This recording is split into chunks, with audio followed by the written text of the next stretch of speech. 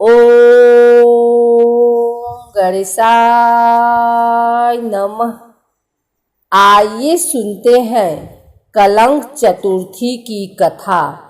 इस कथा को सुनने मात्र से गणेश चतुर्थी पर देखे हुए चाँद का कलंक मिट जाता है। भाद्रपद मास की चतुर्थी तिथि शुरू होने से लेकर खत्म होने तक चंद्रमा का दर्शन नहीं करना चाहिए। यदि भूल से गणेश चतुर्थी के दिन चंद्रमा के दर्शन हो जाएं तो मिथ्या दोष से बचाव के लिए इस मंत्र का जाप करना चाहिए तथा दी गई कथा का श्रवण करना चाहिए। सिंह प्रसेन मौधित सिंहो जाम्बवताहतः सुकुमारक मारो दिशत्व होश्यमंत करह। एक बार नंद किशोर ने सनत कुमारों से कहा कि चतुर्थी के चंद्रमा के दर्शन करने से श्री कृष्ण पर जो लाछन लगा था वह सिद्ध विनायक व्रत करने से ही दूर हुआ था। ऐसा सुनकर सनत कुमारों को आश्चर्य हुआ। उन्होंने पूर्ण ब्रह्मा श्री कृष्ण को कलंक लगने की कथा पूछी तो नंद किशोर ने बताया, एक बार जरासंध के भय से श्री कृष्ण समुद्र के मध्य नगरी बसाकर रहने लगे। इसी नगरी का नाम आजकल द्वारिकापुरी है। द्वारिकापुरी में निवास करने वाले सत्राजीत यादव ने सूर्य नारायण की आराधना की। तब भगवान सूर्य ने उसे नित्य 8 भार सोना देने वाली स्यमंतक नामक मणि अपने गले से उतारकर दे दी। मणि पाकर सत्राजीत यादव जब समाज में गया तो श्री कृष्ण ने उस मणि को प्राप्त करने की इच्छा व्यक्त की। सत्राजीत ने वह मणि श्री कृष्ण को न देकर अपने भाई प्रसेनजीत को दे दी। एक दिन प्रसेनजीत घोड़े पर चढ़कर शिकार के लिए गया। वहां एक शेर ने उसे मार डाला और मणि ले ली। ऋक्षों का राजा जामवंत उस सिंह को मारकर मणि लेकर गुफा में चला गया। जब प्रसेनजीत कई दिनों तक शिकार से न लौटा तो सत्राजीत को बड़ा दुख हुआ।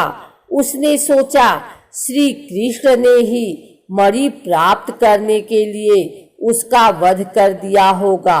अतः बिना किसी प्रकार की जानकारी जुटाए उसने प्रचार कर दिया कि श्री कृष्ण ने प्रसेनजीत को मारकर स्यमंतक मणि छीन ली है। इस लोक निंदा के निवारण के लिए श्री कृष्ण बहुत से लोगों के साथ प्रसेनजीत को ढूंढने वन में गए। वहां पर प्रसेनजीत को शेर द्वारा मार डालना और शेर को ऋक्ष द्वारा मारने के चिन्ह उन्हें मिल गए। ऋक्ष के पैरों की खोज करते करते वे जामवंत की गुफा पर पहुंचे और गुफा के भीतर चले गए। वहां उन्होंने देखा कि जामवंत की पुत्री उस मणि से खेल रही है। श्री कृष्ण को देखते ही जामवंत युद्ध के लिए तैयार हो गए। युद्ध छिड़ गया। गुफा के बाहर श्री कृष्ण के साथियों ने उनकी 7 दिन तक प्रतीक्षा की। फिर वे लोग उनके वध को जानकर पश्चाताप करते हुए द्वारिकापुरी लौट गए। इधर 21 दिन तक लगातार युद्ध करने पर भी जामवंत श्री कृष्ण को पराजित न कर सका। तब उसने सोचा, कहीं यह वह अवतार तो नहीं जिसके लिए मुझे रामचंद्र जी का वरदान मिला था। यह पुष्टि होने पर उसने अपनी कन्या का विवाह श्री कृष्ण के साथ कर दिया और मणि दहेज में दे दी। श्री कृष्ण जब मणि लेकर वापस आए तो सत्राजित अपने किए पर बहुत लज्जित हुआ। इस लज्जा से मुक्त होने के लिए उसने भी अपनी पुत्री का विवाह श्री कृष्ण के साथ कर दिया। कुछ समय के बाद श्री कृष्ण किसी काम से इंद्रप्रस्थ चले गए। तब अक्रूर तथा ऋतुवर्मा की राय से शतधन्वा यादव ने सत्राजित को मारकर मणि अपने कब्जे में ले ली।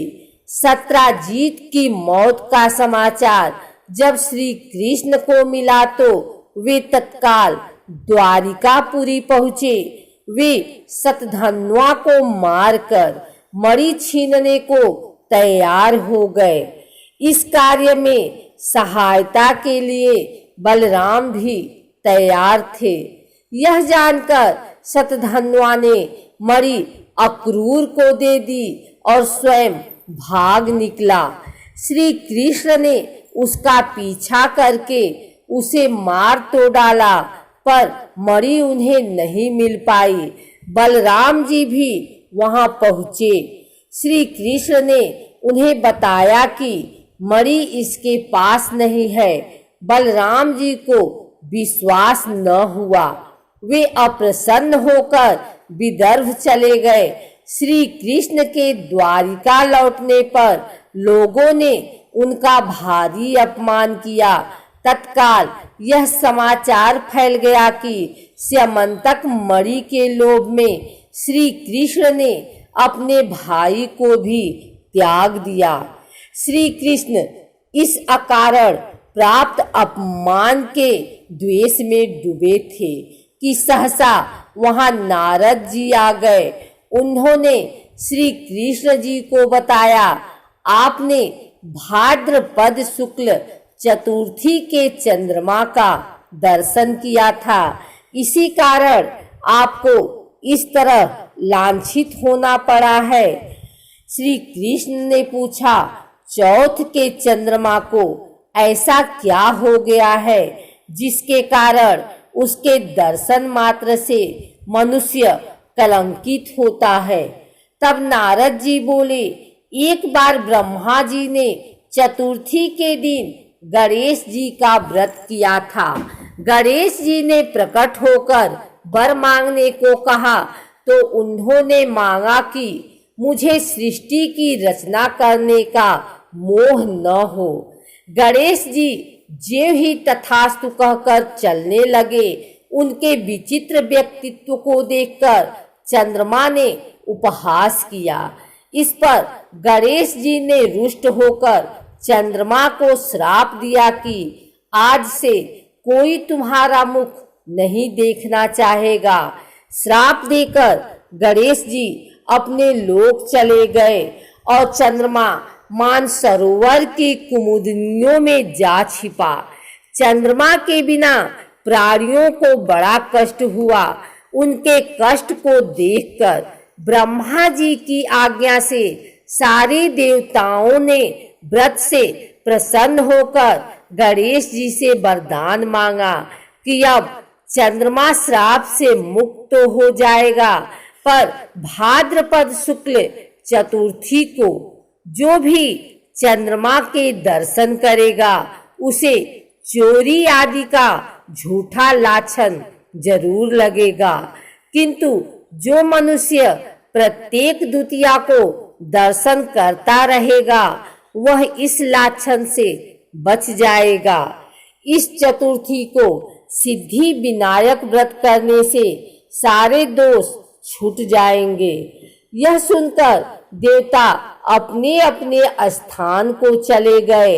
इस प्रकार भाद्रपद शुक्ल चतुर्थी को चंद्रमा का दर्शन करने से आपको यह कलंक लगा है।